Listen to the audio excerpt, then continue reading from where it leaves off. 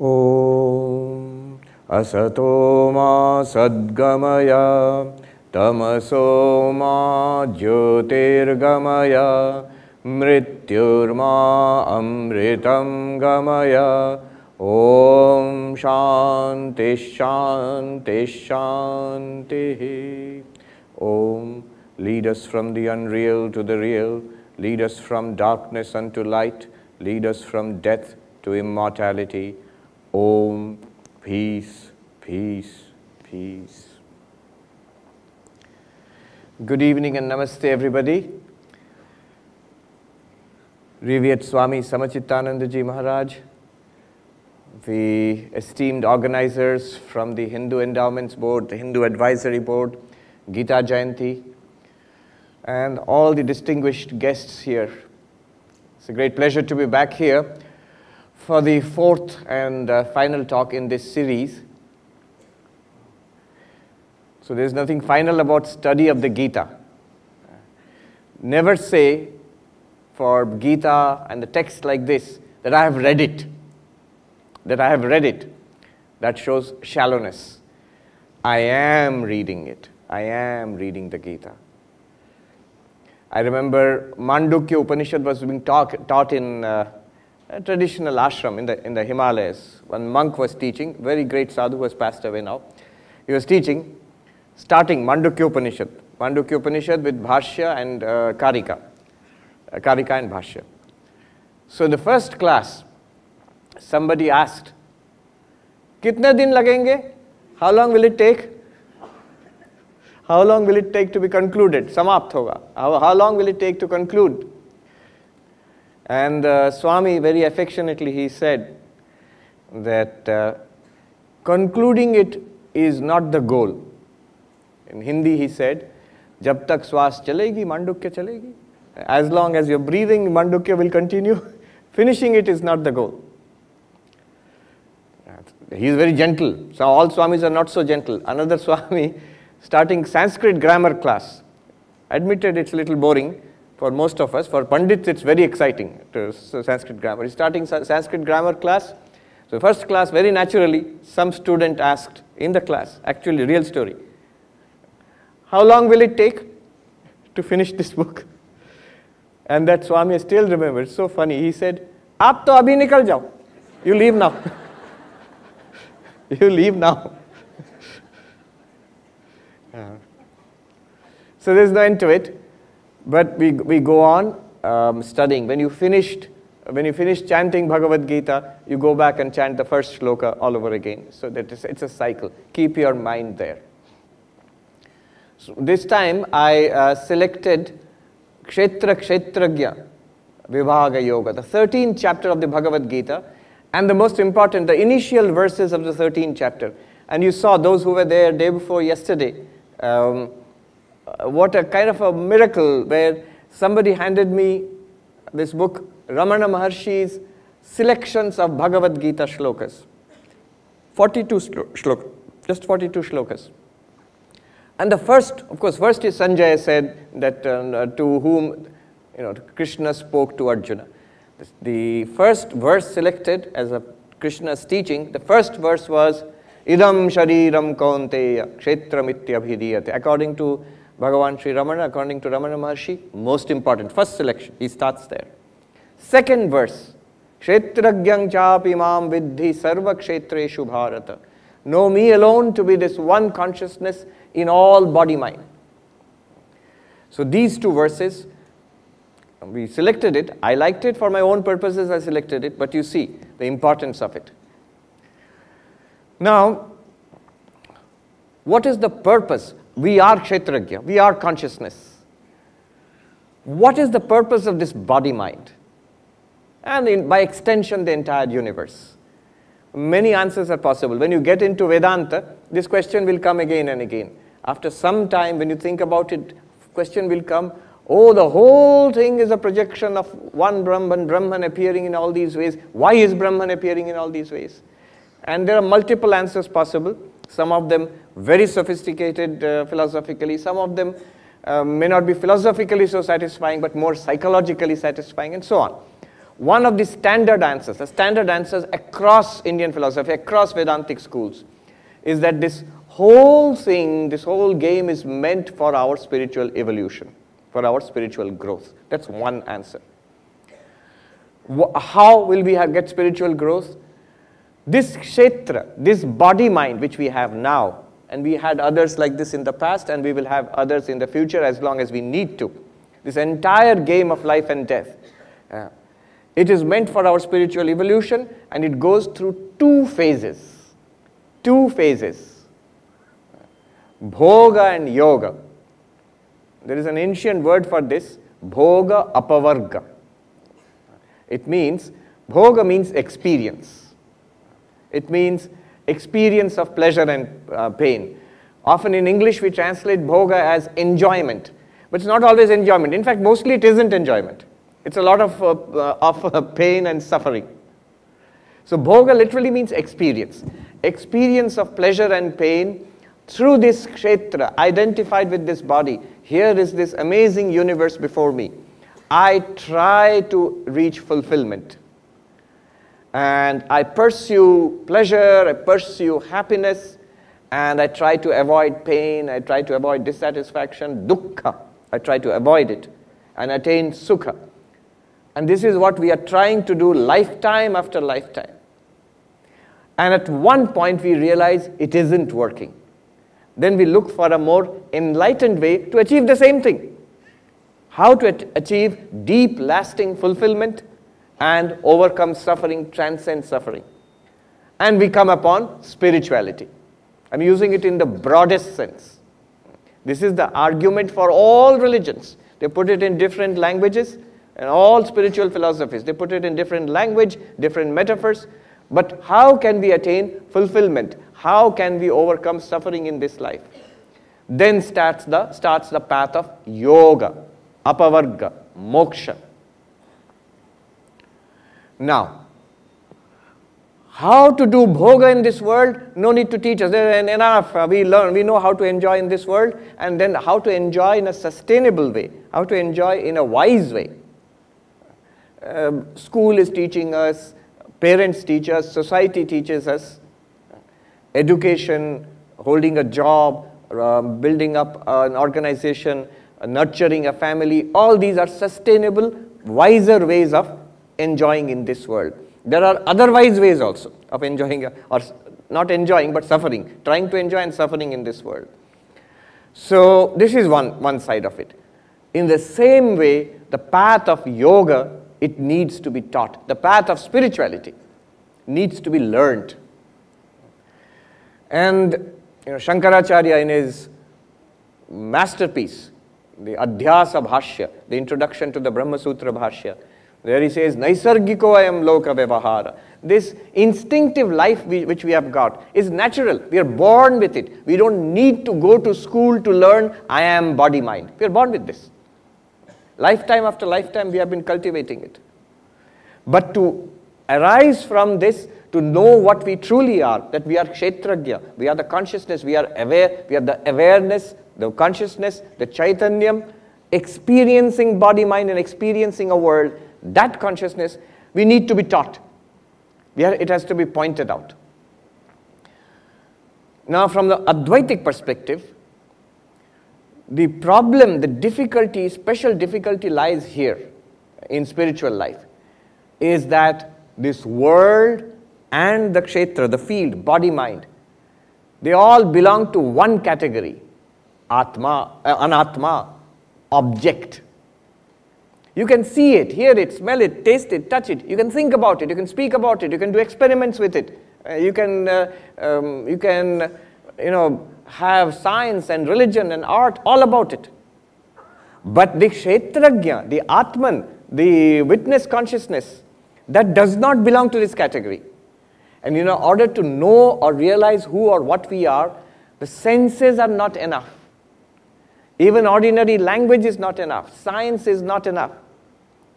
A special spiritual practice is necessary in order to prepare the kshetra so that the kshetragya might know itself as the kshetragya. In order to prepare the field, in order that I, the knower of the field, I can appreciate myself, know myself as I truly am, and thereby set myself free. So sadhana is required for this higher purpose of life, this God realization, enlightenment. Two purposes, bhoga and apavarga. Bhoga we have tried and we have found it dissatisfactory, not fulfilling. Now we want to try this other thing, which the religions of the world, spirituality has been promising. You walk down this path, you will realize, you will find what you are seeking for. Finally, really finally you will find it. Proof. Proof is very easy. Look at the lives of those who you consider to be enlightened, spiritual. They also went through a lot of suffering, sometimes more suffering than us. But notice one thing, somehow they were deeply fulfilled people. All of them. All the enlightened ones, all the highly saintly spiritual people, they were deeply fulfilled. That fulfillment we are looking for. So for that, sadhana is necessary. And I spoke about the structure of spiritual practice, sadhana, which will enable the kshetragya, the witness consciousness, to see itself, realize itself, and thereby set itself free from its limitations. Yesterday I spoke about the structure of sadhana.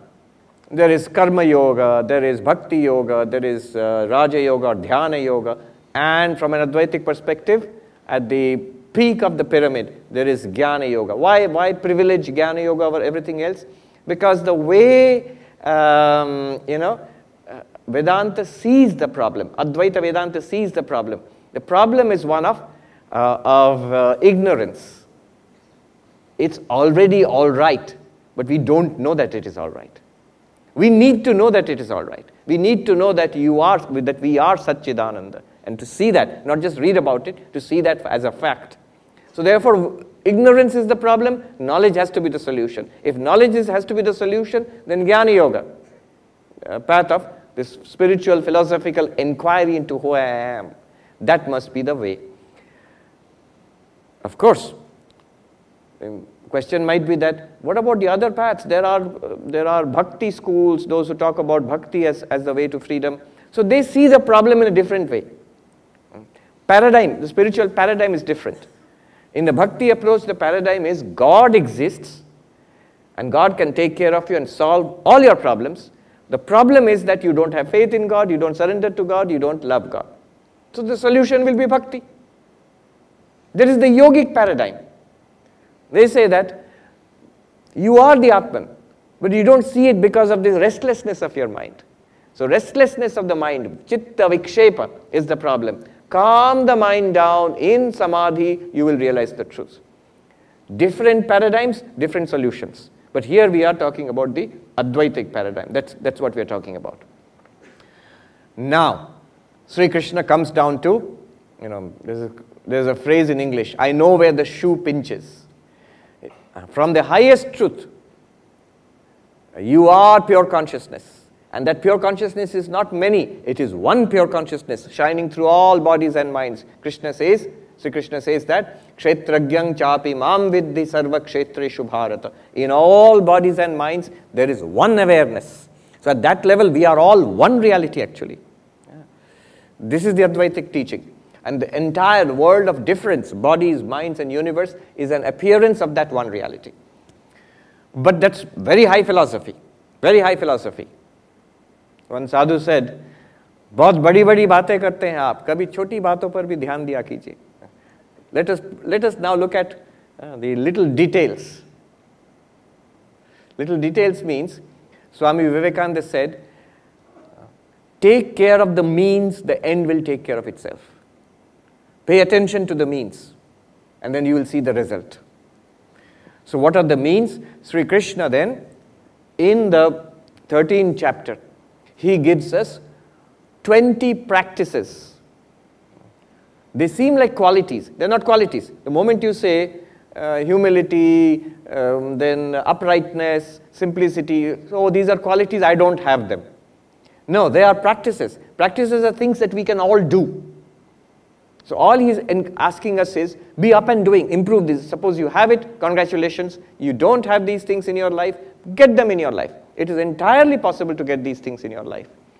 So he will give us 20 things to do.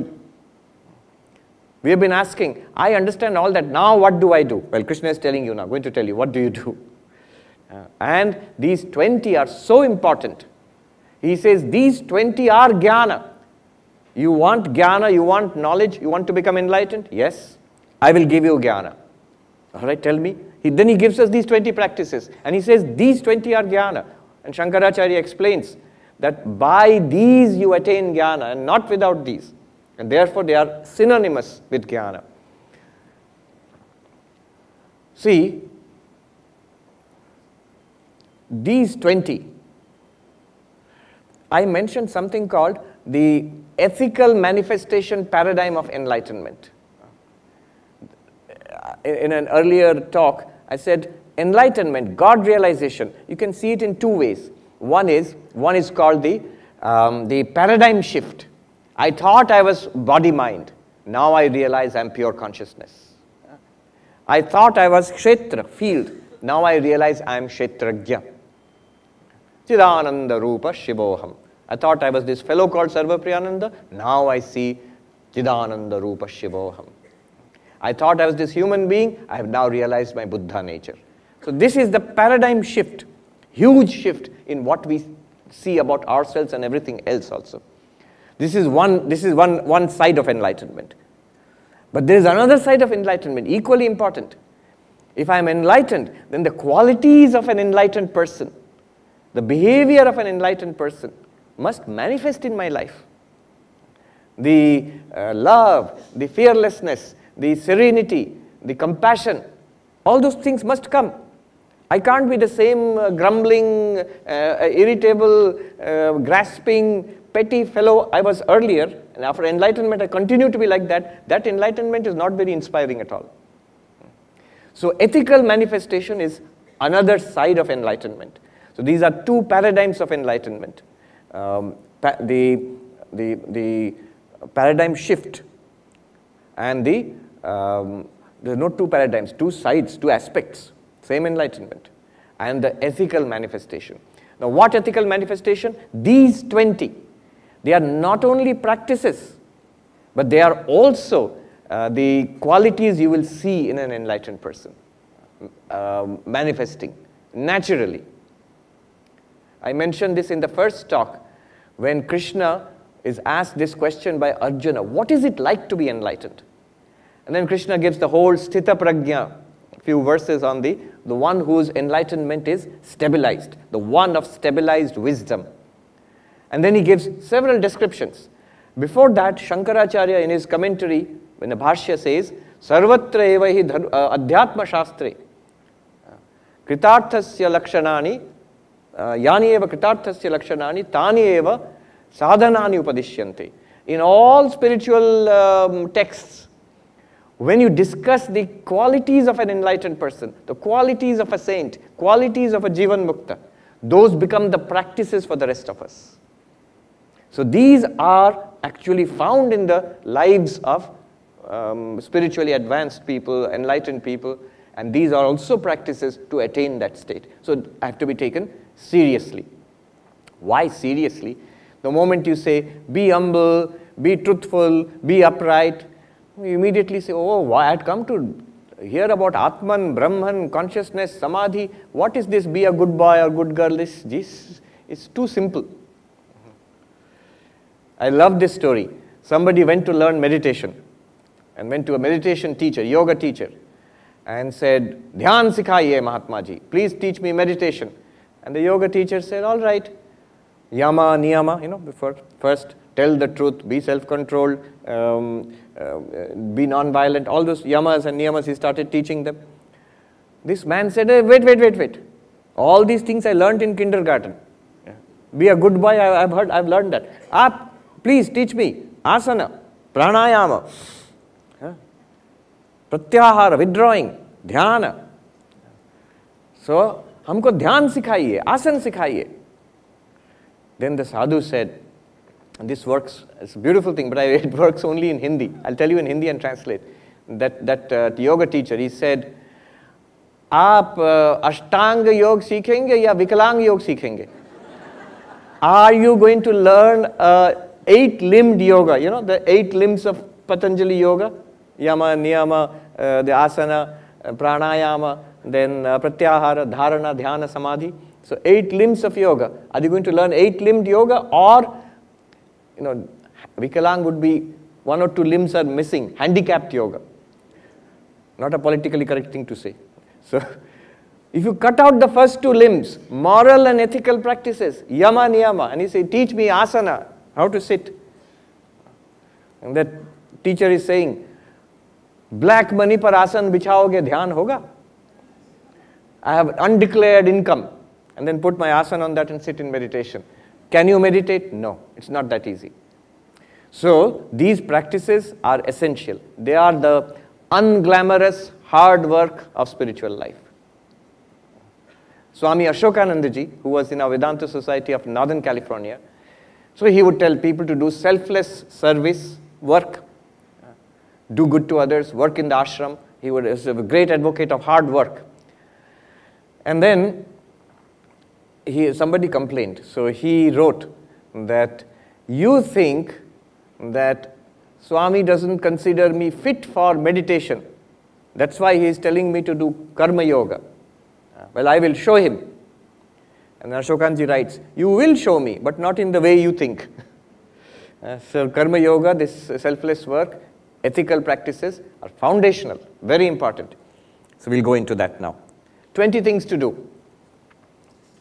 Let me just chant those 20 and then we'll take it up. Amanitvam madambhitvam ahimsa kshantirajyavam acharya upasanam shaucham sthairyam atma vinigraha. Absence of pride, freedom from hypocrisy, non-violence, forgiveness or for uprightness, respect to the service to the acharya, the guru, purity, steadiness, control of the senses, of body, mind and senses. Indriyartheshu vairagyam anahankara evacha janma mrityu jara vyadhi dukkha doshanudarshanam. Dispassion towards the objects of enjoyment of this world and the next. Absence of egotism. Contemplating the pain and suffering of birth, death, old age and disease. Asaktiranabhishwanga putradaragrihadishu nityam cha samachittatvam ishtanishtopapatishu. Absence of attachment and a feeling of mindness in respect to children and spouse and home, etc. And constant equipoise of mind both in a favorable and unfavorable circumstances. Mai cha ananya yogena bhaktirabhyabhicharini vivikta desha sevitvam aratirjana samsadi. Unflinching devotion to God, then living in secluded and holy places and finding no enjoyment in crowds. Adhyatma jnana nityatvam tattva jnanartha darshanam etaj jnanam iti proktam ajnanam yadatunyatha. Steadiness, being fixed in the pursuit of Vedanta, the path of knowledge, adhyatma jnana nityatvam, and seeing God as the tattva, the reality all the time, seeing the ultimate truth as the reality. All this is declared as knowledge, and what is other than this is called ignorance. 20.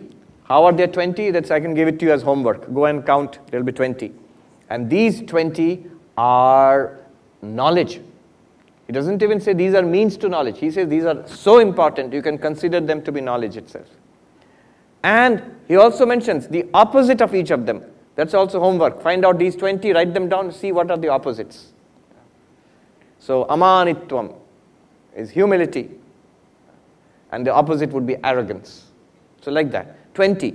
There are things to be done, practiced, and there are things to be carefully avoided or overcome. That is said to be ignorance. Vedanta, we define ignorance in a very philosophical way.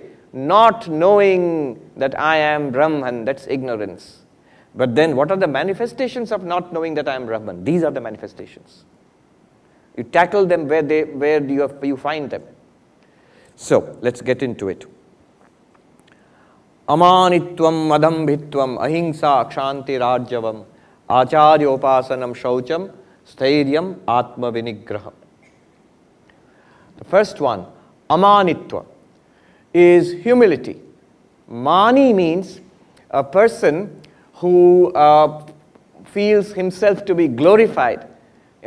I am rich, or I am very learned. I've got so many degrees, or I'm so learned, or I am beautiful or handsome, or I'm very strong, I'm very powerful, I'm very famous. I have lots of Facebook friends and likes. I get lots of likes on my social media posts. So, or any one of these. Yes, it's a huge thing. I read somewhere, terrible things happen. A student in India, in some engineering college, committed suicide because the number of followers on some social media platform declined. Not enough people were following him. So I consider these as my glory. If I have money, if people like me, whether they like me or not, I don't know, but at least Facebook likes are there. And then if I have degrees, if I have power, then I am good, I am doing well in life. If I don't have these, somehow I feel a huge lack in life. This considering oneself to be glorified by these is called manitvam. This arrogance which comes out of it, manitvam. Now one thing has to be one has to be careful here. When Sri Krishna says you have to overcome this, you have to step away from this. Why and what is its connection with Advaitic knowledge, we'll see a little later. But first, a note of caution. One gentleman, he said to, I can tell the name. Some of you have heard of Rajiv Malhotra? Yeah. So he was there in one of my talks. So he said, I'm glad to see that you are careful when you teach these things. That straight away the teaching of amanitvam, for example, for a person who is not yet confident, but a person is already shaky, a person who does not have a well-formed personality yet, for a person who is not yet aiming to be a yogi or an enlightened person, it can be damaging. So first, the warning here, the caution here is confidence, self-confidence, self-esteem, a well-formed personality is absolutely a must. Swami Vivekananda goes so far as to say, the old religion said, he who does not believe in God is an atheist. The new religion says, he who does not believe in himself is an atheist. Nastika, there are many meanings. A traditional meaning is those who do not accept the Vedas as pramana. This is a technical meaning. But the general meaning of Nastika in Hinduism is somebody who does not believe in God or religion. But here, someone who does not have faith in oneself. So faith in oneself, absolutely necessary. Sri Ramakrishna defined human beings. He was wonderful at punning on words. So defined a human being, in Bengali, manush. It's manush in Bengali. And he would split it up, man-hush. He split it up into man-hush. Man means a sense of dignity. Dignity. Same thing, manitvam, man. And hush means an awareness of your dignity as a human being. So that is the beginning of spirituality. So what Krishna is saying here is several steps ahead. So we must start there. Self-confidence, self-esteem. Unless I think well of myself, I will never take up any kind of project like spiritual enlightenment, which I will just sabotage myself. I'll never think I'll be able to do that. So self-confidence. There was this psychologist in America, Albert Bandura, a few decades back. He coined a term, self-efficacy. Self-efficacy. What does it mean? He coined it for students. He noted that some students, when they're facing a difficult examination paper, some, when they find it difficult, they just go ahead to the next question. Or they give up immediately. It's too tough. I know I can't do it. Some stick with it. And maybe they will solve the questions. See, unless you try, you will never solve it. Guaranteed 100% failure. If you try, there is some chance of solving it. So who are the students who stuck with it? Who are the students who gave up? And he saw those who had this innate, this sense of self-efficacy. What is self-efficacy? Beautiful definition. He said, self-efficacy is the sense that I can tackle most challenges in life. I can tackle most challenges in life. I have faced problems in the past, and by facing problems, struggling with it, overcoming it, a confidence comes. Those who have never faced problems, or those, somebody said, I pity the children of rich parents. Because out of love and affection, parents make things easy for the children. But that leads to, that sense of self-efficacy is not generated. That struggle is necessary. There's this story, I don't know if it's true or false, a pupa, caterpillar, becoming a butterfly. So it struggles and struggles in the last moments of bursting out of the pupa and then spreading its glorious wings and flying away. Now some scientists thought I should help the poor fellow. So he cut the last strings of the pupa so that he'll be free. Then he couldn't fly. Then they realized that that few hours of struggle is actually necessary for gaining full strength of the wings to fly. So, self-efficacy, the ability, the feeling, I can face challenges and overcome them. That when challenges come, I will not give up immediately. Holding on. So this is the warning.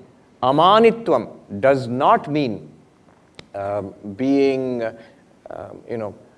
lacking confidence, being a doormat. Swami Vivekananda's definition of humility is very beautiful. Swami Vivekananda's definition of humility, he says, humility does not consist in being a doormat. Humility means seeing the greatness in the other person. True humility means seeing the greatness in the other person.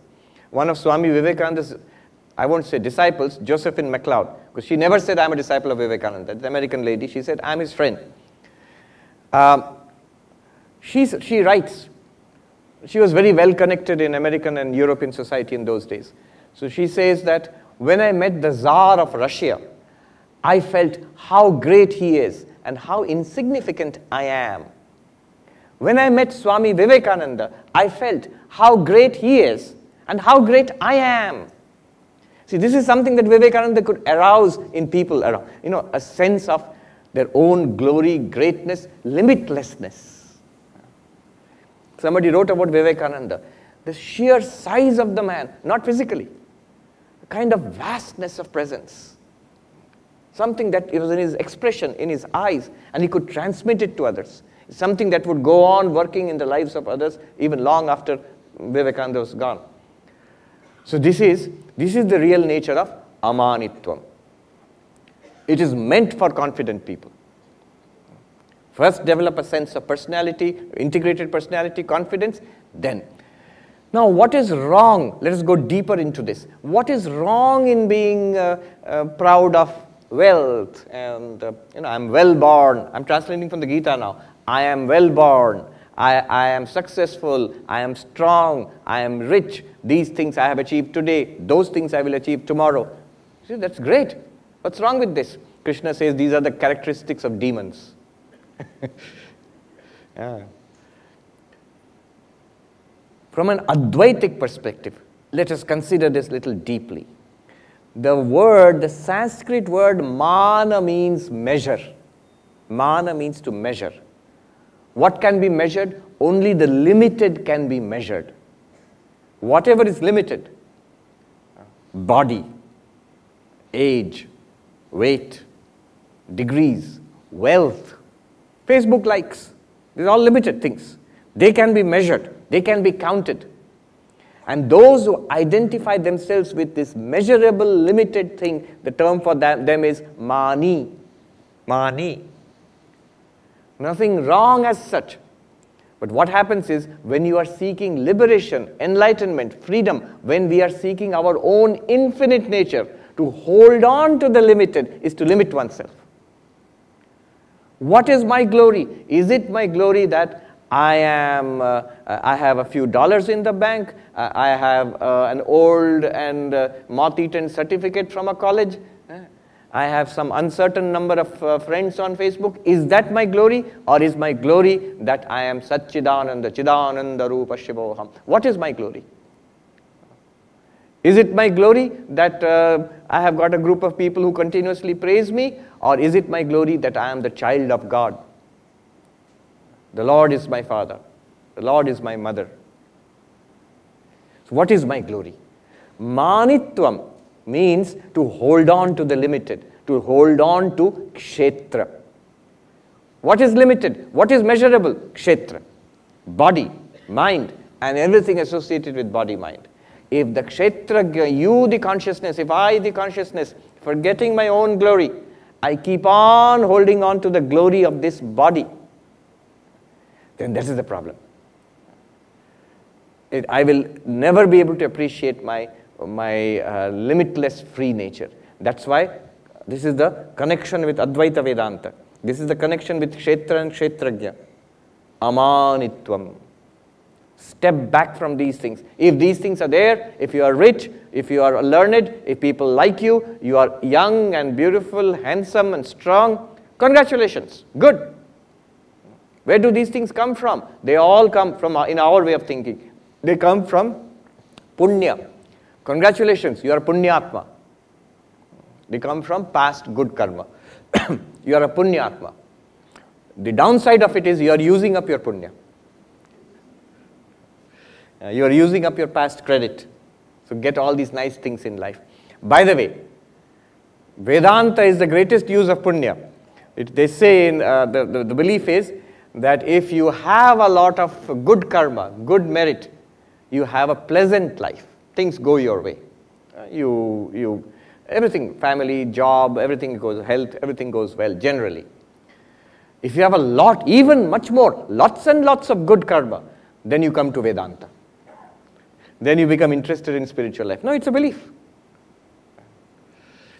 So, because of this punya, we have got certain things which we are proud of. I don't have those things. The downside of it is I am frustrated. I want those things in my life. Neither of them are free. Both of them are identified. There's a sense of mahatva. Glory is there. Nothing wrong with money, nothing wrong with cars and with degrees and with all of them are nice. Don't be identified with it. They will come and go. They will come and go. That is not our glory. I've seen the greater the person. I always say 3 interesting places I saw in the last few years. I was in Hollywood, place of glamour. Their success is glamour. In Manhattan, next to Wall Street, their success is money, not glamour. How much do you have? In Hollywood, they'll say, this is star's house. This is some film star. I keep forgetting the names. Billie Eilish or something is there. She lives next door. This person lives there. That person comes to our ashram. They are all film stars associated with the film industry. And then in Manhattan, nobody asks about that. They will say, this is a billionaire's row. All billionaires live here. That means glory is there. Mahatva is money. In Boston and Harvard University, Mahatva is learning, degrees, Nobel Prize winner. My professor is a Nobel Prize winner. So this is mani, holding on to this. And it's not that I have seen sometimes some of the greatest people there in these areas, whether it's film industry or in the finance sector or in academia, they are among the most humble. They are not particularly attached to their status. Everybody is amazed at their fame, but no, they don't think it's all that great. Sometimes they are the most simple and unprepossessing. They seem not at all very impressive on a first glance. Yeah. So amanitvam. There is a deep connection with attaching oneself to the limited, and then you to see that I am the unlimited, the infinite. It is very difficult. I had this conversation. This is a slightly different topic. In science, the sign of reality is measurability. If it's real, it should be measurable. That's in science. So I had this conversation with a mathematician. He is Du Satoy. He is a professor of pure mathematics at Oxford University. Measurability is reality in science. So is your consciousness, Brahman, measurable? And there is even, America is a place for all these crazy quote-unquote people, you know. So there is a whole school measuring consciousness. How much consciousness is there? They'll have 10, 100, 1,000 like that. In Advaita Vedanta, this is disaster. Because what you are measuring cannot be consciousness. One of the names of consciousness or Chaitanya or Brahman is Ameya, that which cannot be measured. One of our monks is also called Ameyananda. So immeasurable, it cannot be measured. The objective alone can be measured. The kshetra alone can be measured. The kshetragya cannot be measured. So I had this conversation with him, this mathematician, and when I told him, according to Advaita Vedanta, it's exactly the opposite. Reality is that which cannot be measured. If you measure it, it's Maya. Maya is measurable. That which comes under Maya is measurable. But Brahman is not measurable.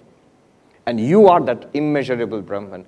Then you, the immeasurable Brahman, should not attach yourself, should not hold on to the limited measurable entities in the world.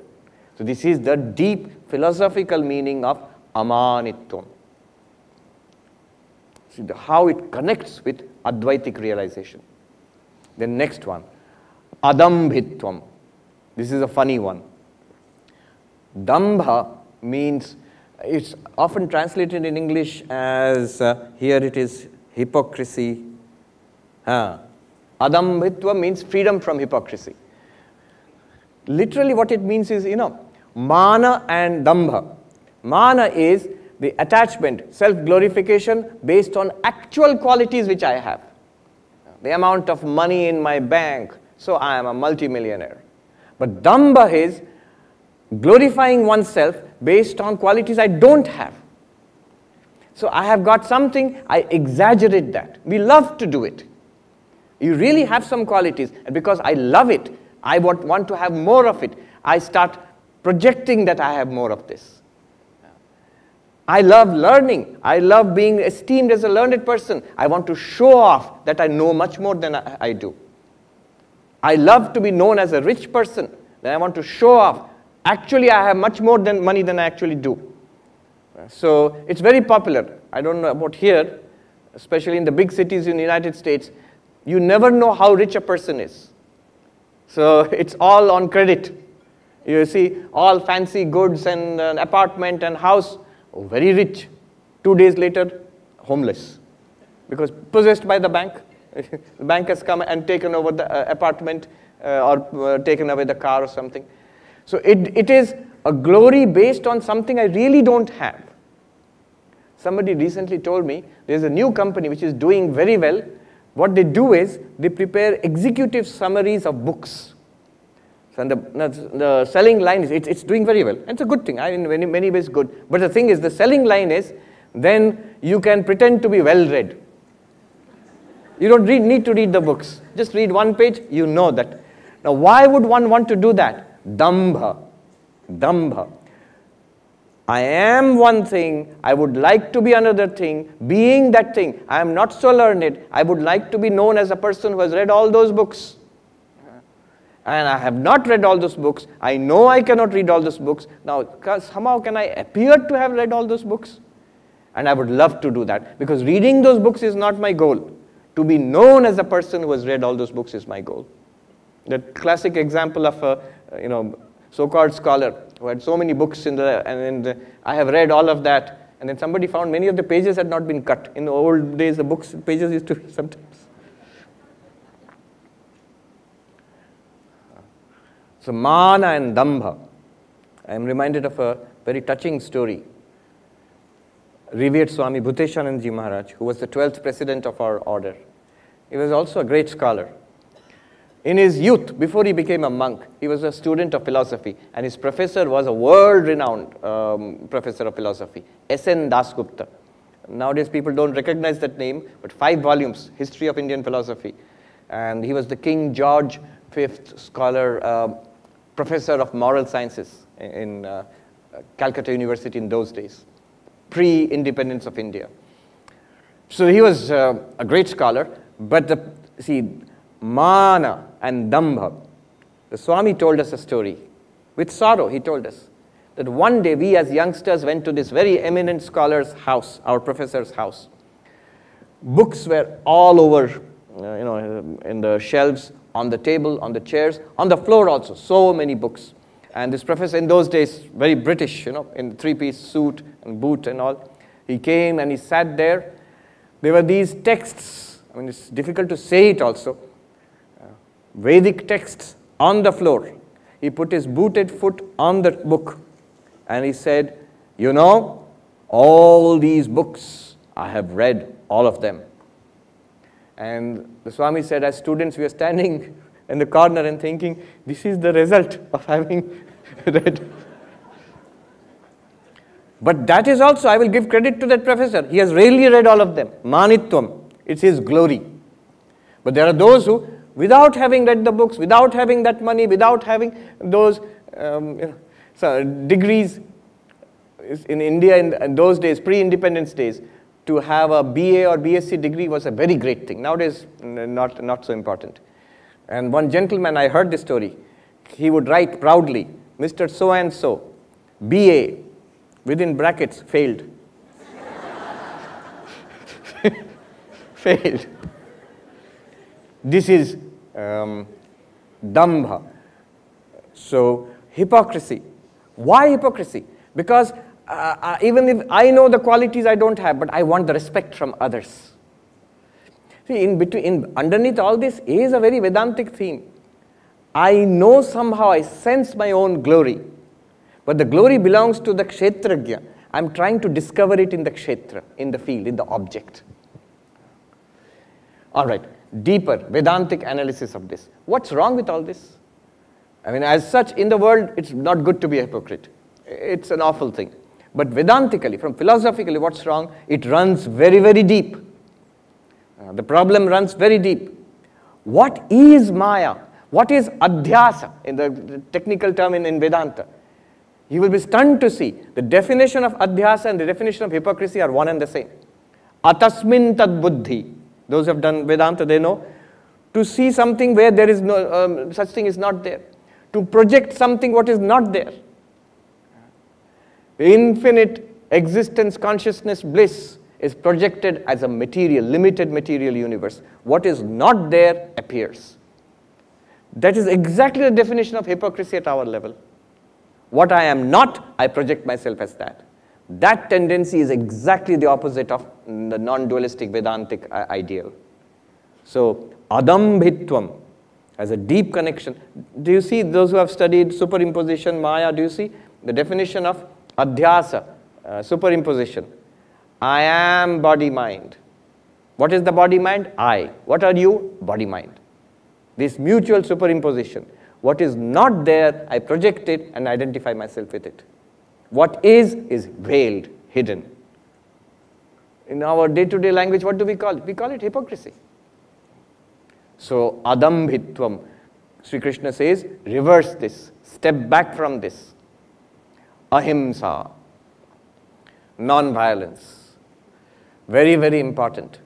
Vyasa, he says, after all of teaching about the Puranas and Mahabharata and everything, I am telling you, the essence of dharma is not to hurt others. Ahimsa, in thought, word and deed. In fact, how deep it goes, there was one sadhu, Ram Sukdas ji. He wrote a beautiful commentary on Bhagavad Gita in Hindi. He was in Swargashram in Rishikesh. Have some of you seen him? Anybody? Some have seen. I was restless and foolish, I missed seeing him. As a young Swami wandering around in the Himalayas at that time in 2004, looking for Advaitic Swamis. And somebody said, that ashram, go there, there's a very old Swami, he is there, his name is Ram Sukdas ji, go and meet him, it will be good. I was going to some other Swami at that time. I said, later, I'll come back later. 2-3 years later, I came back. It was a foolish thing because at that time, the Swami was 100 years old. So you can't say later for a Swami who was 100 years old. 2-3 years I came back. Unfortunately, the Swami had passed away. So this Ram Sukdas ji in his analysis, he talks about the 81 types of non-violence. Don't worry, I'm not going to list it out now. But first of all, violence, himsa, it can be done physically, it can be done in language, verbally, it can be done mentally also. So, kaya, mana, vakya, physical, mental, verbal and mental violence. That's three kinds of violence. Now, each of these, it can be, he says, it can be of different degrees. Degrees, he says, mridu, madhya, ati. Mridu means mild violence. And then madhya means medium intensity. Ati means a lot of violence, explicit, overt violence. So if you have 3 into 3, 9 types now already. And then he says that the causes of these, this kind of violence, krodha, lobha, moha. So violence comes from anger, straight away. But violence also comes from greed. I want it, I can't prevent myself, I'll deprive others of it. And moha, delusion. I am a Democrat, I am Republican, I am supporter of this team, that team. It's a delusion. There's no need to be violent about it. But people engage in violence. So this is 3 more types. How much is it? 9 into 3, 27. And then there was one more set. So body, speech, mind. Then anger, greed, delusion. Then the degree. Oh, how is it done? Kritakarita anumodita. You do violence yourself. You make others do violence. Or you allow violence to happen. So now you have how many types of violence? 81? Then his point is not to make a classification of violence. His point is very interesting. Non-violence is of one type only. Himsa 81 types, non-violence is of one type only. Here's a very interesting insight. All the vices, all the problems, all the adharmic varieties of adharma, there are many, many varieties. The virtue is one. Falsehood, how many types? As many types as possible. Truth, one. Violence, you just heard 81 types. Non-violence, one. Restlessness of mind, how many types? As many objects which come to the mind. But peace of mind, one. One philosopher put it very beautifully. There are many ways of falling down. There's only one way of standing straight. You can fall down in many ways. There's only one way of standing straight. So virtue is one. It points to one reality. Vices are many. When you go into, through ignorance, through maya, it spreads out into many forms. Ahimsa. Shanti. So ahimsa is non-violence. Even when there is occasion for violence, you restrain yourself. You do not engage in violence from your own side. And the 81 types of violence you avoid, ahimsa. Shanti goes further. Forbearance and forgiveness. Already harm has been caused to you. Already harm has been caused to us. And our reaction is to hit back. Our reaction is to hit back. What religion does, all religions, this tendency to hit back, this tendency to take revenge, it controls it. This idea of a Lakshman Rekha, a boundary, thus far and no further. Even the old biblical adage of an eye for an eye, when tooth for a tooth is there, it seems like revenge. But no, it's limitation of revenge. At the very least, minimum you should do this, don't do more harm than has been done to you. But spiritual persons, as spiritual seekers, we have to go further. He has slapped me, I'll slap him back. I'm not slapping him twice, only once, Swamiji. That tendency has to be held back. Kshanti. Why? See, from an Advaitic perspective, why it is so important. It's because of this. I remember one of our ashrams in India, I saw this interesting sight. A very colorful little bird. I think it was a kingfisher or something, or woodpecker or something like that. Colorful little bird. It was making such a racket. I saw what it was doing is, there's a big glass window. It was flying and attacking its own reflection with ferocity, going and bumping against it and hurting itself, bouncing off, coming and seeing that bird in the reflection and charging against it. Why? Because it's attacking me. Don't you see, Swami, it's attacking me? It is you. There is no second bird out there. And Advaita is telling us that no matter how difficult, if I say, Kshetragyam chapi mam viddhi sarva kshetreshu bharata, no, you alone are this consciousness in all beings. Why will you fight against yourself? If one hand hurts the other, will you punch this hand? No. If the teeth bite the tongue, will you knock out the teeth? No. Because the teeth and the tongue are actually one. You are the organic unity behind them. Similarly, we have to, in practice, day-to-day practice, it's easy to love people you like. But to forgive and hold back people who have actually harmed us, it's not easy at all. And to see that I am the one consciousness here in all these beings, and then hold back, not react in irritation, in anger, and lash out at them. Lashing out, hurting verbally, even mentally, is just the opposite of Advaita.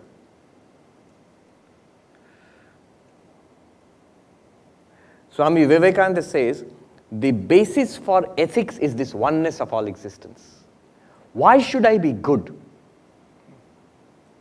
Because, why should I not, he says, why should I not cut the throat of my neighbor if it serves my purpose? Because you and your neighbor are one reality. An enlightened way of being ethical is to see that the other person is none other than me. The way I seek my own good, in exactly the same way I should seek the good of the other person. There is one principle common to all religions, one principle found in all religions called the golden rule. It is to treat others as you would want them to treat you. There are different varieties of this. Immanuel Kant, the great German philosopher, what is the principle of ethics? He said that act in such a way that you would want it to be a universal rule. So even a thief values honesty. The thief is stealing, but he doesn't want others to steal from him. He doesn't want his own children to grow up as thieves. So he knows, I am doing wrong. In general, stealing is not a good, he does not want it to be a general rule in society. Everybody should steal. No. He wants honesty to be the rule in society. So act as if your activities, be honest because you want honesty to be the universal rule in society. Behave with others as you would want them to behave towards you. In the United Nations headquarters in New York, the headquarters of the United Nations is there. You go to the third floor, there's a big, it's written in big letters. Behave with others as you would want them to behave with you. It says the golden rule in all religions of the world. And that is the basis of all ethics. Now, the question is why? Why? In Buddhism, there's a very beautiful text, Mahayana Buddhist text, Bodhicharya Avatara, Shantidevas. There he says, suffering, Shantideva writes, suffering should be removed because it is suffering. I remove my suffering because it's suffering. The suffering of the others also I recognize it's suffering. So I should try to remove the sufferings of others. But there also the question remains, why? One can object. My suffering I am feeling, therefore I remove it. That fellow's suffering I don't feel. I may remove, may not remove, who cares? Why? The why is answered by Advaita Vedanta. That underlying all of it, it is you, one and the same. And the more we understand this, what one consciousness is, we'll begin to see more and more we are the same in all bodies and minds. Or you take it devotionally. Suppose you can't go all that, I don't want to go in this philosophical direction. My beloved Lord, Krishna himself has said, I am there as the Kshetragya in all beings. Then if I'm going to be violent, revengeful, to whom am I going to be violent? To my beloved Krishna. I can't do that. No matter if Krishna in that body and mind has harmed me in this body and mind, it's still Krishna. I can't do it. So, Shanti, a deliberate attempt to forbear, fortitude, put up with the suffering imposed upon you by others, by their words, by their behavior. If we make a little effort, amazingly, the results suddenly turn out to be good. Sometimes, very, very soon, you get good results. If you put up with a little bit, be a little forgiving, you begin to see things turn. Arjavam, straightforwardness. Straightforwardness. Straightforwardness, why? Because Brahman is Arjavam. One sadhu put it this way: consciousness itself is very straight. It's the moment it comes into the mind, then it flickers, many vrittis come, and consciousness flickers as a reflected consciousness in many vrittis. It becomes broken up into pieces, as it were. Then it flows through the 5 senses. Then it becomes as if further broken up into 5 different channels of conscious experience: seeing, hearing, smelling, tasting. Arjavam, straight, one consciousness. That's a very deep philosophical way of looking at it. At our practical level, at our life's level, what do? Straightforwardness. Children are straightforward, often to the embarrassment of their parents. And sadhus are straightforward. I remember back in college, we had this training, one course called assertiveness training. So assertiveness training, they called it AT. And what do they teach you? So they say that one kind of behavior is aggression. I want something, so I am aggressive, I bully, I push, I shout, yell at people, browbeat them, and try to get my way. That is one way. Not an effective way of functioning in organizations, creates dysfunction. Or in families also, creates dysfunction. Another way is a manipulative way, other end of the spectrum. So I play office politics or whatever it is and try to get my way in a sort of backdoor way. That's also very dysfunctional. That harms an organization, office, or a family also. So in between is assertiveness, straightforwardness. So they used to teach us things like, you have the right to say no. Whatever anybody asks of you, you have the right to say no. You don't have to say yes to other people. Even if you don't want to say yes, say no. You have the right to ask. Many people are very soft and they feel, I can't ask. You got whatever you want to ask for, you have right to ask, knowing that other person also has the right to say no. So all these things they would teach us. We used to joke. It is, what is this? What are they teaching you? They're teaching you how to be rude. Assertiveness is being rude to others. But Arjavam, straightforwardness. Sri Ramakrishna said, one becomes Sharal, simple, straightforward in the last life. The word Saral also means straight actually. In Hindi it says Saral Rekha, straight line. Arjavam and Saral are the same thing, simplicity. Sri Ramakrishna goes so far as to say, one becomes simple in one's last life. Simple is not foolish. Simple is not foolish. Often it is a person who is intelligent, understands everything, and after that is simple. Foolishness and simplicity. This is a difference between childishness and childlike. Childish is not good.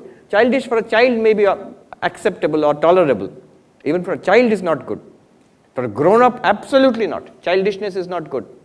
But childlike is very good. Swami Vivekananda said, how should we be? What should be our life, our personality be like? How beautifully he puts it. He says, combine utmost seriousness with childlike simplicity. So in life, combine utmost seriousness with childlike simplicity. Our problem is we do the reverse. We combine a lot of superficiality with complexity. He says utmost seriousness, instead of being serious about life, we are superficial. We are busy with all sorts of superficial things. And he says, childlike simplicity, inside we have this utter complexity. We become very complex people inside. Reverse. Combine utmost seriousness with childlike simplicity. So, Arjavam, simplicity, straightforwardness. This very beautiful story I want to tell you about Saint Thomas Aquinas, who's a great Christian theologian.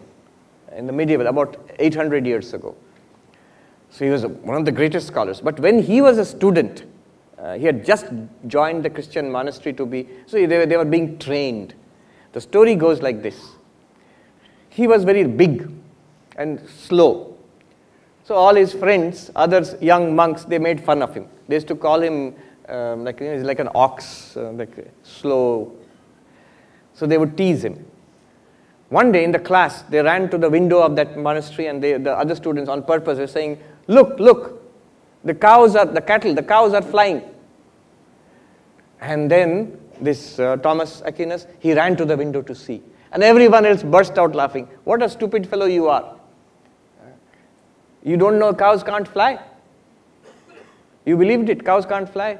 He turned around and he said, I know that cows can't fly, but I can't believe that monks can lie. So, see, this utter simplicity. He shamed the whole class of the other students. Simplicity. So, Sri Ramakrishna tells somebody that go and see Niranjan, why go and see that particular young boy who's a devotee. What will you see? See how simple he is. See how simple he is.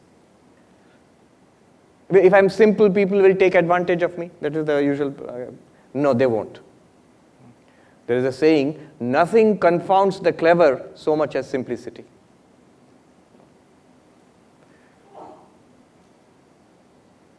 Acharya upasanam shaucham stairyam atma vinigraha.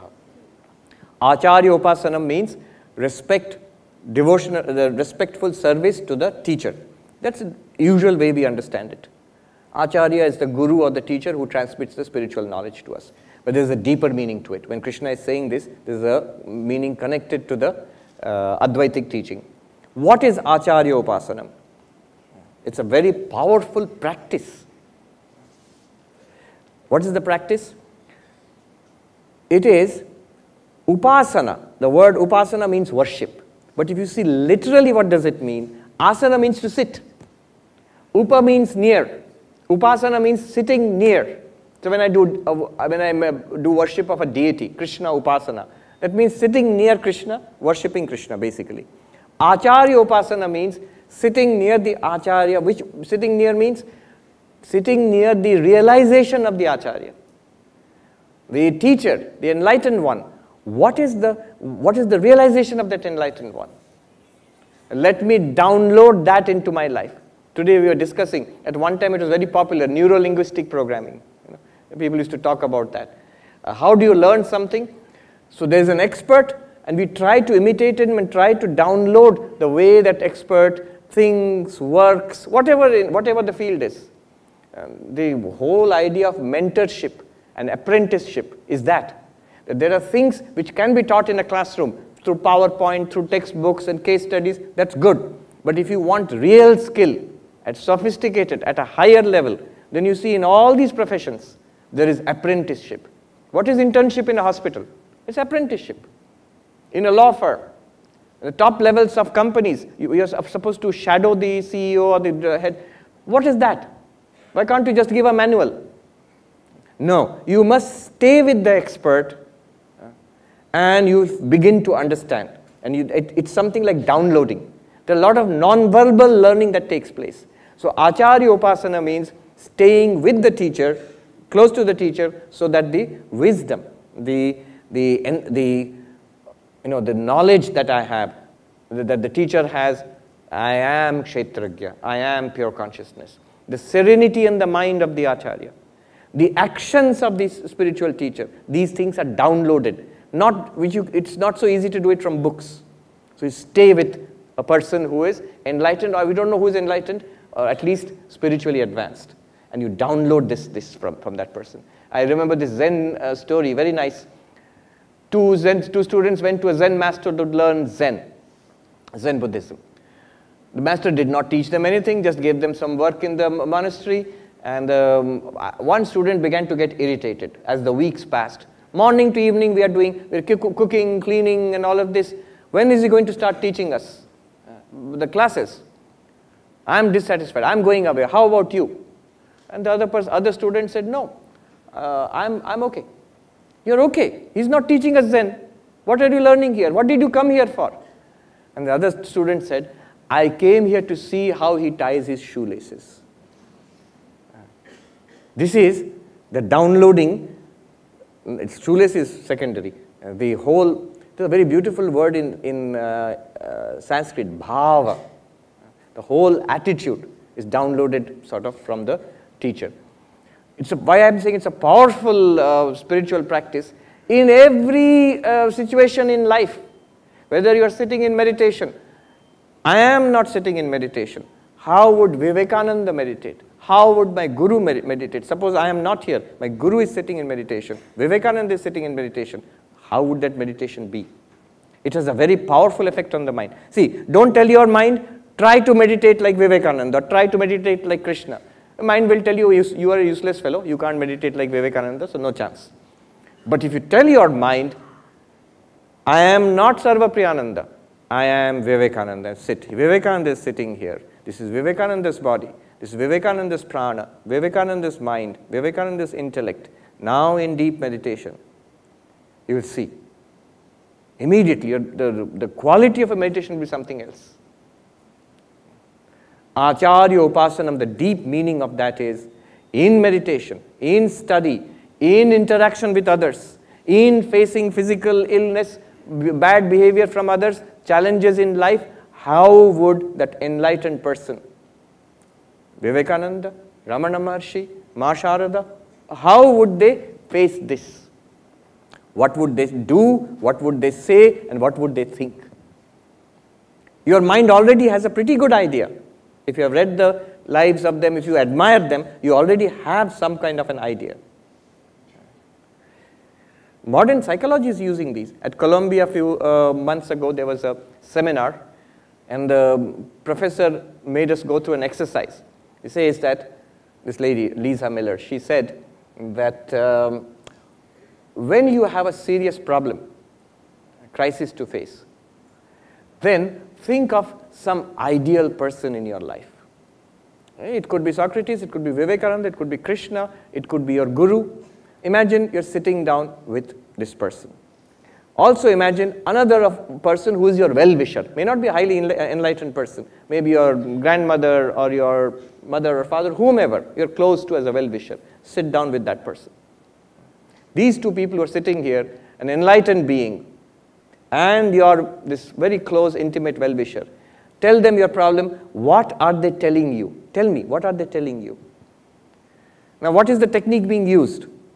It's your mind has an ideal. This person, Vivekananda, Ramana Maharshi, Krishna, these are enlightened beings. It is your mind's ideal.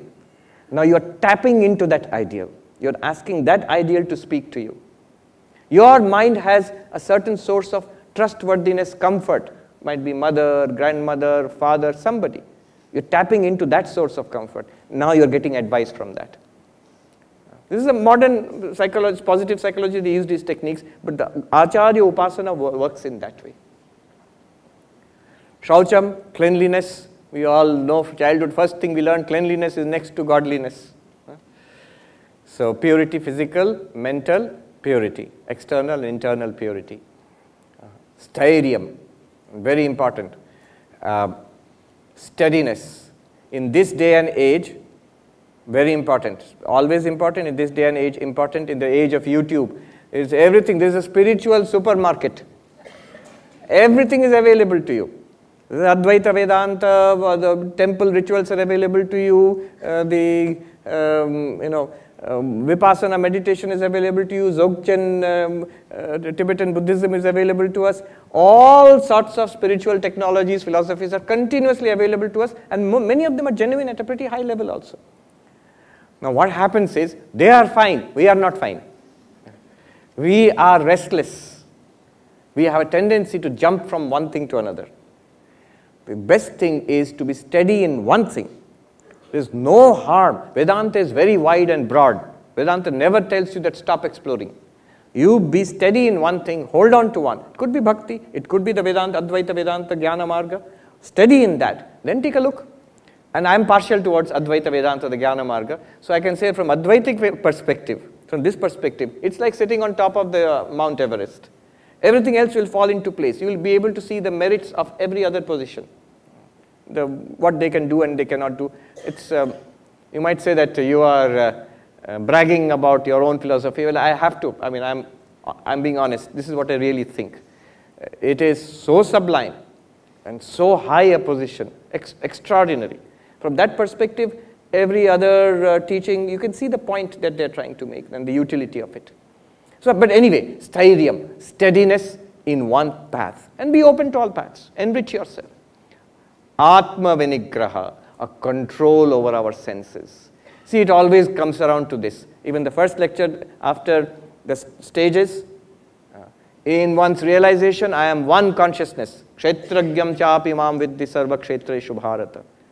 That is, Krishna said to Arjuna, that I am this one consciousness. At the level of the mind, samatvam. Dukkheshu anudvignamana, sukheshu vigataspriya.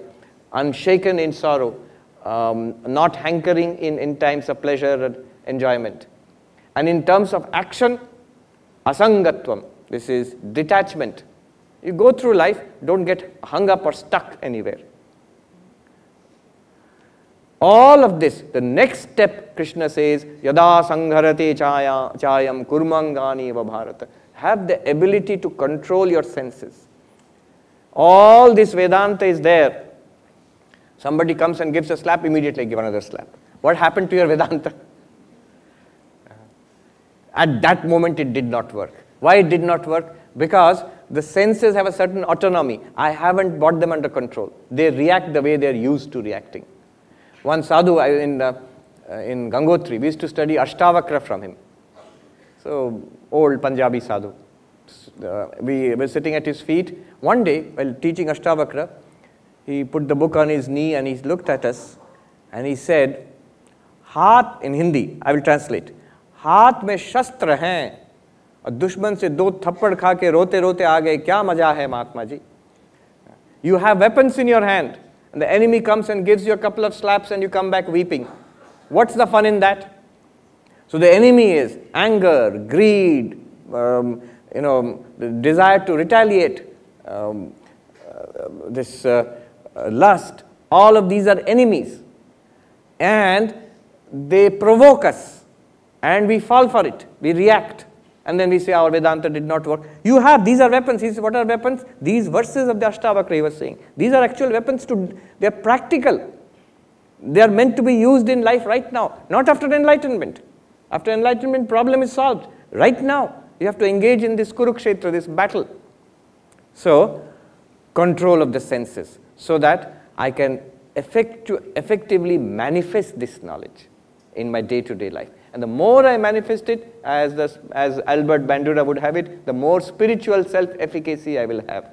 The more I will be able to say, I can tackle this situation. Now, I will stop with a peace chant, and then we will have a short, Srinivas ji is there, and then we'll take up a Q&A. There will be a short Q&A after this. So what about the rest, Swamiji? There are 20 practices. We have just done a few. All the others, homework. Now, the Shankaracharya's commentary on them is very instructive. Yeah. Take a look. You will begin to understand. There's a direct meaning to it. You will see the translation. And think what it means from the non-dual perspective. Why Krishna is bringing it up, these moral practices, these ethical practices, in the context of Kshetra, Kshetrajna. There is a deep connection with Advaita philosophy of these things. I'll do the peace chant. Om Shanti Shanti Shanti Harihi Om Tat Sat Shri Rama Krishna Arpanamastu. Srinivas ji, please come. Hari Om. I was only wishing, probably against many other people thinking that Swamiji doesn't conclude all the 20 virtues, because probably that gives an idea. I'll have to check with the committee and all, but he can continue next year.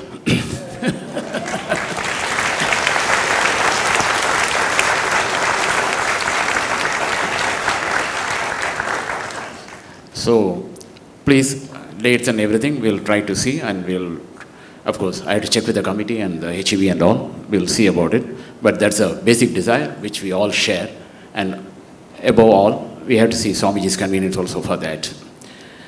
Let's see, go on that, sorry. And of course, words fail to describe the enjoyment and the fulfillment we have from his lectures all the while. Before, I'd like to make some few announcements.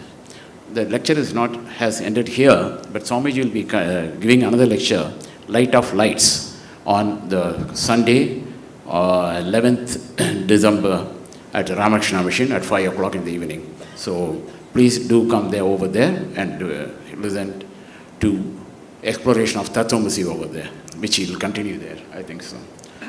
And some mundane routine announcements. If you wish to receive the Gita Jayanti events, please subscribe to the mailing list. And if you want to offer your seva by way of volunteering, please offer yourself your support Gita Jayanti activities. And if you don't have time for that, you can always support us financially also. So please, you can donate. All are by QR codes. The QR codes are available in the booklet that has been distributed in the last but one page. Please scan it. And in case you have any difficulty in scanning them and you don't understand the process, you can approach any of the volunteers who will help you out. And I now request Sri Rajsekhar Ji, Chief Executive Officer of Hindu Urban Board, to offer the vote of thanks. It's my honor and privilege to give the word of thanks. We all know who to thank in this instance. Definitely Swamiji for accepting the invitation by Gita Jayanti to come here. This is a special year for Gita Jayanti, 25th year, Silver Jubilee, and they do a lot of activities.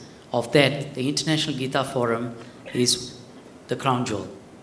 To make that crown jewel bright, Swami Sarvapriyananda ji came to give the talk. He was very kind enough to give 5 days, including the day of the Gita Parayan, a short talk.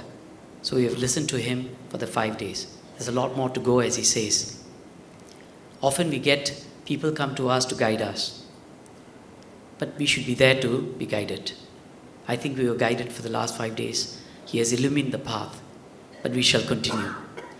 And Swamiji, please consider Singapore as a stop as often as you wish to. And I hope we have been a good host. Thank you. Thank you. So whenever you come to India, it's just 3 or 4 hours away. Please hop on and come in here for a few days of lectures. Of course, we are very close to Swamiji, most of us. I've heard this many times in the last 5 days. I listen to you every day. I listen to you in YouTube. So it's almost, he's actually my driving companion back and forth from home. So it's like being with him all the time. So we'd like to thank Srinivasan ji and the committee for arranging all of this. Of course, the PGP Hall staff who had done all this arrangement for us to be here comfortably. And so, the most important group is you. So you have turned out in full numbers all these days. And I'm sure if you go for another 10 days, you will come. But unfortunately, even good things have to come to an end. So I would like to invite all of you in unison to thank Swamiji. Thank you very much, Swamiji.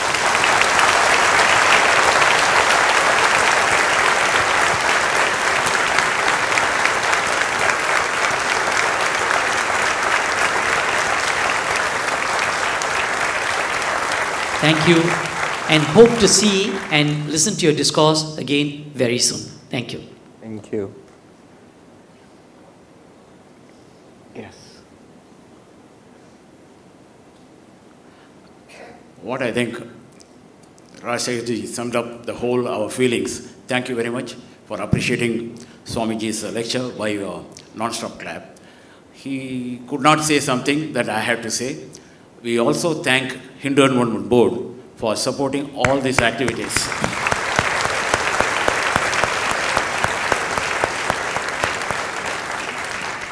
And PGP Hall staff and the management, Srinivasa Perumal,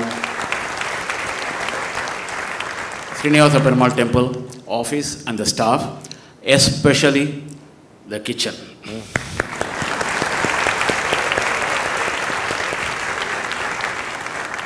It will be not out of place to add that we have had challenges in the last few days. So the kitchen has been rising to the occasion and topping up and doing all sorts of things which you could not have expected anywhere else. So our sincere appreciation to them also for extending their great support while Swamiji is filling up our heart and ears, they filled up our stomach on the way out. So thanks to them all.